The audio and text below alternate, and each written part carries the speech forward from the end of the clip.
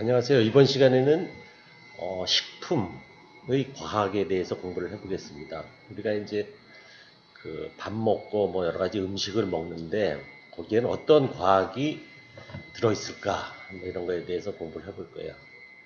그래서 이제 그 우리가 뭔가 음식을 먹을 때 가장 중요하게 생각하는 게 어떤 영양 성분이 들어있을까 이런 게 궁금하죠. 그래서 이제 그런 거에 대해서 공부를 해볼 거예요. 우리가 뭐 식품을 사든가 아니면 뭐 자료 같은 걸 찾아보면 거기에 이제 성분 함량이 적혀 있습니다. 보통 뭐 우리가 소세지를 하나 사든지 과자를 하나 사든지 뭐 보면 거기에 뭐 탄수화물이 얼마 들어있고 뭐 단백질이 얼마 들어있고 소금이 얼마 들어있고 이런 것들이 쭉 적혀 있거든요. 그런 걸 영양 성분표라고 합니다. 그 영양 성분표를 이제 어떻게 만드느냐 하면 사람들이 그 식품을 분석을 해서 그 안에 어떤 성분들이 얼만큼 들어있는지 이런 것들을 적어 놓은 거예요.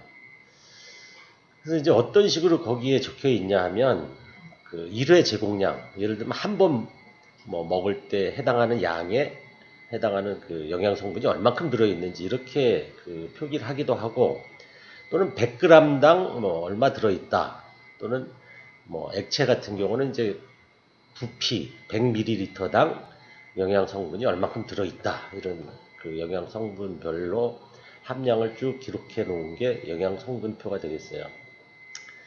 그 이제 영양 성분표를 보고 우리가 열량 같은 거를 계산할 수 있어야 돼요. 물론 이제 열량을 계산해 놓은 그런 것들도 있어요.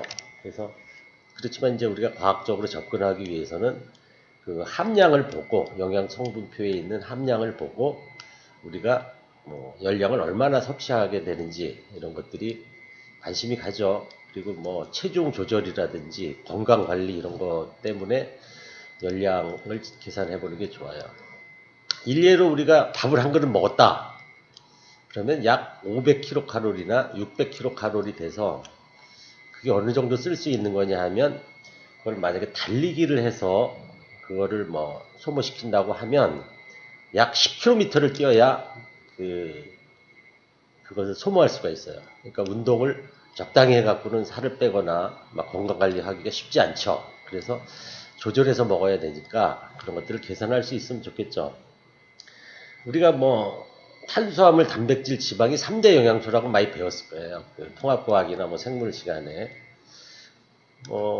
거기서 이제 우리가 배운 지식이 그런 거죠. 탄수화물을 분석해보고 열량을 계산해보고 실험을 해보니까 탄수화물은 약 1g당 4kcal 정도가 나오는 거고 단백질은 똑같아요. 탄수화물하고요. 1g당 4kcal. 그 다음에 지방은 1g당 9kcal가 돼서 열량이 2배 이상 되죠. 그 다음에 뭐 소금이나 이런 무기염료, 염료 이런 것들은 거의 열량이 나오지 않아요. 그래서 뭐 0kcal가 되겠습니다. 그럼 열량을 실제로 한번 계산을 해봅시다. 뭐 어떤 과자 봉지를 뜯었더니 거기에 탄수화물이 46g, 단백질이 5g, 뭐 지방이 9g, 뭐 이런 식으로 쭉 들어있다고 가정을 했을 때, 뭐 나트륨도 이제 들어있고 이럴 때 이제 열량을 어떻게 계산하냐? 이제 방금 말씀드렸다시피 탄수화물은 g당 4kcal니까 탄수화물 46g이면 46 곱하기 4kcal가 되겠죠. 단백질은 5g이니까 5 곱하기 4를 더하면 되겠죠. 그 다음에 지방은 9g이니까 9 곱하기 9 이런 식으로 계산을 하면 약 285kcal가 되겠어요. 밥 반 그릇 정도에 해당이 되겠죠. 그리고 여기 이제 참고로 콜레스테롤 뭐 이런 것들이 관심이 많죠. 콜레스테롤은 그 이제 지질의 일종이에요. 일종의 이제 지방하고 비슷한 건데 그 계란 노른자라든지 돼지고기 그다음에 새우 뭐 이런 데 많이 들어 있어요. 다량 섭취 시에는 심혈관계 질환 그 혈관 질환이 생길 수가 있고 그래서 이제 적당히 먹어야 된다고 하죠. 안 먹으면 안 돼요. 그런데 이제 너무 많이 먹으면 안 되니까 적당히 먹으라고 하는 거고. 이 콜레스테롤도 참고로 이제 교과서에 나오는 건 아니지만, LDL, 뭐 HDL, 그러니까 로우 덴시티 그 콜레스테롤이 있고, 그다음에 하이 덴시티 그 콜레스테롤이 있는데 보통 우리가 HDL, 하이 덴시티 그 콜레스테롤은 좋은 콜레스테롤이라 그래요. 그래서 그런 것들은 몸에 이제 큰 지장을 안 주고 그렇기 때문에 그런 것들이 많이 들어있는 걸 먹으면 좋을 것 같아요. 나트륨도 이제 소금을 통해서 많이 섭취를 하는데 나트륨이 많으면 많이 먹게 되면 뭐 고혈압이라든가 심장병, 골다공증 뭐 이런데 나쁜 영향을 미쳐서 나트륨은 적절히 먹는 게 중요하고 따라서 나트륨을 적게 먹으려면 뭐 나트륨 제일 많은 게 뭐냐면 짬뽕이에요. 짬뽕 한 그릇 먹으면 하루 종일 먹어야 될 나트륨의 몇 배를 먹는 겁니다. 그래서 그런 거 먹을 때는 뭐 고혈압 같은 걸 방지하기 위해서는 국물을 적게 먹는 게 좋겠죠. 근데 국물 적게 먹으면 맛이 없으니까 또 많이 먹게 되는데 그런 것들 너무 자주 먹거나 하면 이런 질환이 올 수 있다 이런 것들을 알 수가 있겠어요. 우리가 이제 포화지방, 뭐 불포화지방 뭐 이런 걸 얘기를 하는데 지방을 참고적으로 한번 분류를 하면 포화지방과 불포화지방으로 나눌 수 있습니다. 포화, 불포화 이거 배웠죠 우리 그 화학 시간이나 이런 때 이중결합이 있다.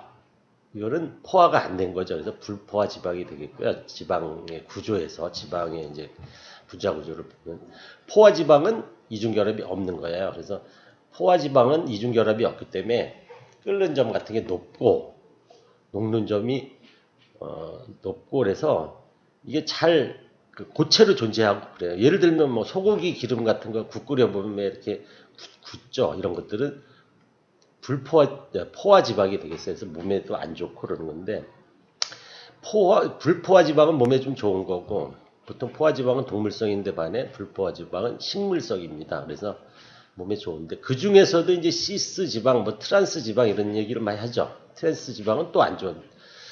그래도 트랜스 지방이 포화 지방보단 좋을 수가 있는 거죠. 그렇지만 시스 지방이 더 좋은 거예요. 그래서 시스 지방은 좋은 지방이고 우리가 그 PC 오일이라든지 달마지 이런 데 많이 들어 있고요. 그다음에 이제 트랜스 지방은 뭐 예를 들어서 통닭 같은 걸 튀길 때 계속 튀기면 시스 지방이 뭐 트랜스 지방으로 바뀌고 그래서 이제 통닭 같은 것도 기름을 너무 오래 쓰면 안 되고 이제 그래서 우리가 통닭 시켜 먹을 때 시커멓게 돼 갖고 이렇게 오는 거는 기름을 많이 쓴 거예요. 그래서 그런 것들은 그러지면 시켜서 먹으면 안 되겠죠. 그래서 이제 그런 거고 트랜스 지방은 그 이제 심혈관 질환 뭐 이런 것들을 유발할 수가 있고 그 다음에 아까 얘기한 그 하이 덴시티 HDL 콜레스테롤을 낮추는 그 효과가 있기 때문에 별로 안 좋겠죠. 그래서 그럼 뭐 이런 걸 어떻게 다 외우느냐? 뭐 간단히 이렇게 생각을 하면 돼요. 소고기 별로 안 좋은 거예요. 이 지방의 구조나 이런 거 볼 때. 그 다음에 돼지고기가 좀 더 좋은 거고, 그 다음에 오리 같은 거는 이제 불포화 지방이 많아서 이제 좀 더 좋고, 뭐 생선 오일이라든지 생선이라든지 이제 식물성 뭐 달마지유 같은 거는 그 시스 지방, 불포화 지방 중에서 시스 지방에서 그런 것들은 그런 거 위주로 먹으면 좋을 것 같아요. 그 다음에 이제 그 영양소에 어떤 것들이 있나 좀 더 구체적으로 한번 살펴봅시다. 우리가 많이 배웠던 3대 영양소 하면 탄수화물, 밥이죠, 밥. 뭐 밀가루 이런 데 들어있는 거. 지방 뭐 모르는 사람 없죠. 뭐 돼지기름, 소기름 아까 다 단백질도 다 알죠. 고기나 콩 같은 데 많이 들어있고 이런 것들은 주로 그 에너지를 이렇게 이제 내게 한다든지 아니면 몸에 이제 뭐 몸을 구성하는 그런 세포를 만드는데 이제 필요한 거기 때문에 3대 영양소가 가장 중요한 게 되겠어요. 그럼 이제 부영양소라고 표현을 하는 것, 뭐 물이라든지 무기질, 무기염류, 바이터민 같은 거 이런 것들은 부영양소라고 그러고 이런 것들은 먹지 않으면 생리작용 같은 게 이제 나빠지기 때문에 생리작용 조절에 쓰이고 이렇게 되겠어요. 예를 들면 우리가 이제 요리를 할 때 고기에다가 뭐 키위나 파인애플 같은 거, 배즙 같은 걸 좀 넣죠. 그러면 요게 단백질 결합이 일부 파괴돼서 이제 식감이 부드럽게 돼요. 그래서 그런 것들을 또 과학적으로 알아두면 좋겠죠.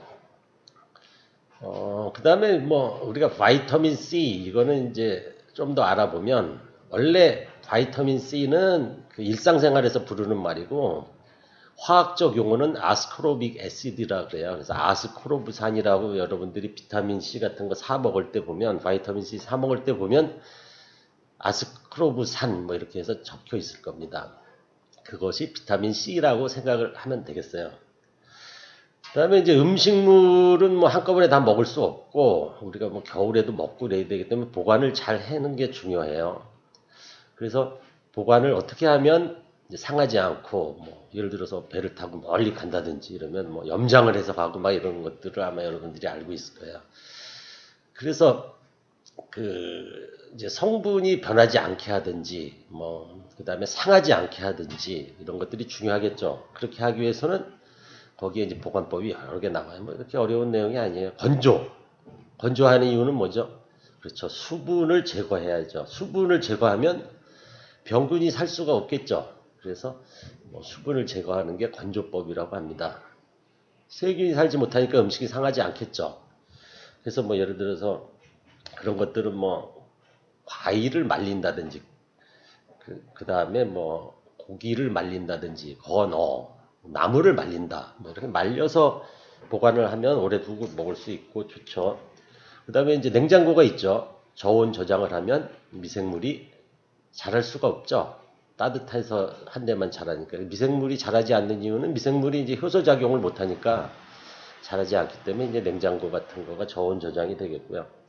그다음에 이제 소금을 뿌려서 염장해서 먹기도 하죠. 뭐 우리가 굴비 같은 거 먹을 때라든지 뭐 고등어 같은 거 절여서 먹죠. 그런 것들이 그 탈수를 시켜서 음식을 세균이 성장이 안 되는 겁니다. 뭐 김치 같은 것도 좀 짜게 만드는 이유가 그런 거죠. 장아찌 같은 거 그런 것들이 이제 염장해서 보관하는 거고 초절임도 하죠. 식초를 첨가해서 보관을 하면 미생물이 이제 성장을 할 수 없고 발육이 안 되니까 이것도 보관 방법이 되겠고요.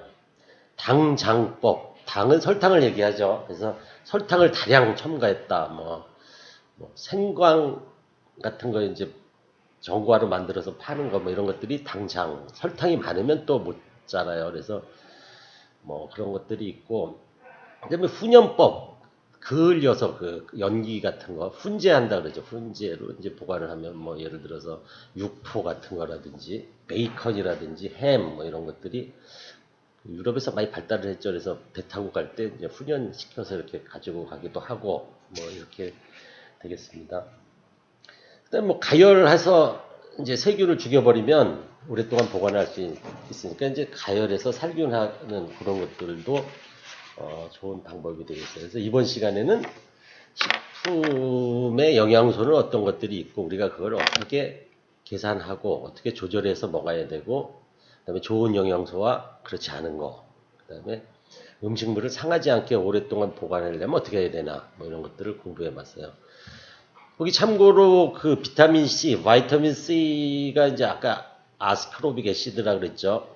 거기에 분자 구조가 나와요. 그래서 실제 요거를 여러분들이 먹는 바이타민 C는 식물 추출물이 아닙니다. 다 실험실에서 합성을 해서 파는 거예요. 그래서 참고로 그렇다는 걸 알면 되고 식물성 바이타민 C 같은 거는 비싸죠. 그래서 바이타민 C. 참고로 보면 그 오렌지 주스나 이런 데 바이타민 C가 없어요. 왜냐하면 오렌지 주스 만들 때 그거를 가열 살균을 하기 때문에 바이타민 C가 다 파괴되는 겁니다. 그래서 그런 것들을 참고로 알아두면 좋겠고요. 그래서 바이타민 C 같은 거를 먹으면 뭐 몸에 노화 같은 걸 방지하고 피부 미용에도 좋고 피곤하지도 않고 그래서 많이 먹는데 너무 과다하게 먹는 건 꼭 바람직한 건 아니니까 참고로 하면 좋을 것 같습니다. 이번 시간에 이렇게 하고 이제 여러분들이 평상시에 그 음식을 어떻게 조절을 할지 이런 것들에 대해서 생각을 해보면 좋을 것 같습니다. 감사합니다. 다음 시간에 또 만납시다.